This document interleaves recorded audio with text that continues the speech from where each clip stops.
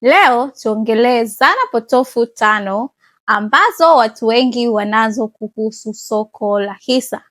Zana hizi zinazuia watu wengi sana kuanza safari yao ya uwekezaji, na zana hizi sio za kweli.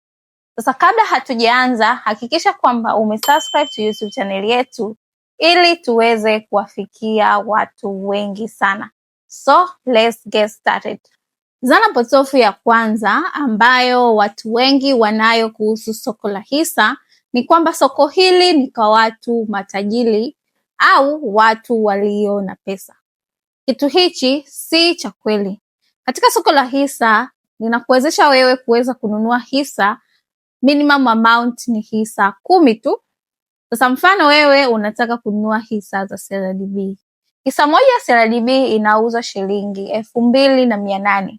Kwa hiyo hapa unaona kwamba utahitaji kama shilingi 28,000 tu ili uanze safari yako ya uwekezaji.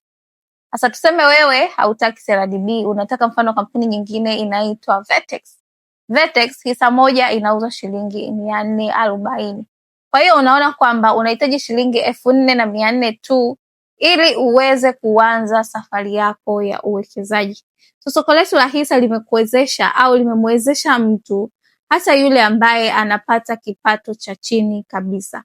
So dhana hii kwamba soko la hisa ni kwa watu walio na pesa si kweli. Anza leo safari yako katika uwekezaji huu kupitia kila kipato kidogo unachopata.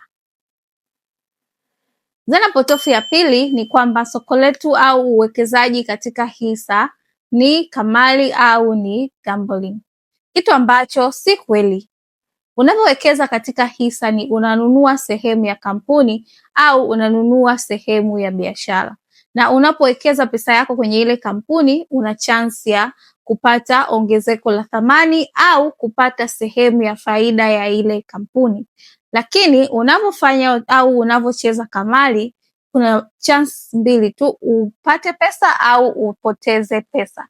Lakini katika soko la hisa tunasema kwamba uwekezaji upo backed up na biashara nyuma yake, lakini kwenye kamari it is always guaranteed kwamba wewe utaenda kupoteza pesa zako. So uwekezaji katika hisa sio kamari. Zana potofu ya tatu watu walionayo ni kwamba soko hili ni kwa watu waliosoma finance au ni kwa watu walio na elimu ya level fulani, kitu ambacho sio kweli. Mtu yoyote anaweza kuwekeza katika soko la hisa. Unatakiwa tu uelewe kwamba unavyonunua ile kampuni inafanya biashara ya aina gani. Na sidhani kuelewa biashara ya aina gani kunahitaji uwe na elimu ya kiasi fulani. So unapofanya uwekezaji wako katika hisa, hakikisha kwamba unaelewa biashara unayowekeza ili usipoteze pesa zako. Zana nyingine potofu watu walionayo ni kwamba soko la hisa ni kwa ajili ya wazungu, kitu ambacho si kweli. Ndiyo, wazungu wapo katika soko letu, lakini hii haimaanishi kwamba wewe kama Mtanzania unazuia kufanya uwekezaji wako. So tuchukue chance ya kugrab hizo opportunity na tuanze uwekezaji wetu katika hisa. Na zana potofu ya mwisho ambayo watu wengi wanayo ni kwamba uwekezaji huu hauna faida, ni bora mtu achukue ile pesa yake aipeleke kwenye biashara. Zana ambayo inazuia au inafanya watu wengi sana wasianze safari yao, kwa sababu wanaamini kwamba wakipeleka pesa kwenye biashara ndio watapata pesa nyingi. Lakini pia ukiwekeza kwenye hisa utapata faida, na faida zipo aina mbili. Faida ya kwanza ni ongezeko la thamani, na faida ya pili ni gawio au sehemu ya faida. Watu wengi wakiangalia ile gawio ambalo unapata wanaona kwamba unapata pesa kidogo, lakini ukiangalia in totality kwamba uangalie gawio na uangalie ongezeko la thamani, utagundua kwamba uwekezaji huu ni uwekezaji ambao una faida. So hizi ni zana potofu ambazo watu wengi wanazo kuhusu soko la hisa. Sasa usiwe mmojawapo ambaye una hizi zana.